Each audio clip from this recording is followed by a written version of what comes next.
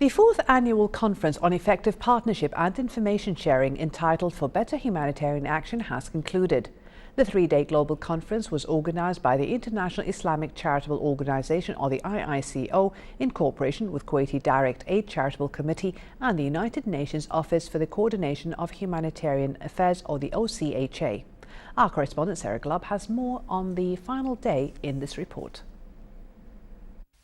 The fourth annual Conference for Effective Partnership and Information Sharing for Better Humanitarian Action successfully concluded its sessions following 3 days of deliberations. During the conference, participants assessed the current collaboration between leading Arab and international aid agencies and highlighted the need for new communication channels among local, regional and international relief bodies.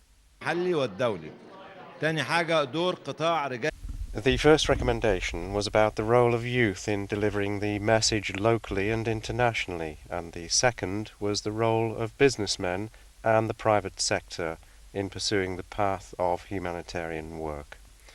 The third recommendation was building effective partnerships, which started from the first day of the conference and concluded with several charitable foundations and organizations cooperating in raising donations amounting to $38 million. Finally, the fourth was to form a new approach to the role of civil and humanitarian institutions. The conference also discussed ways for stronger and more effective cooperation in the region, as well as better understanding among aid agencies of the role of youth and the private sector in the humanitarian response. Before the closing ceremony, participants also formed working groups to tackle more private sector involvement in terms of opportunities, mechanisms and challenges. The purpose of this year's conference was to activate partnerships. The previous conferences focused on the theoretical side of things and the obstacles. However, this year, the cooperation of the IICO, Direct Aid, the Kuwaiti government and the UN's OCHA has led us to come with practical results.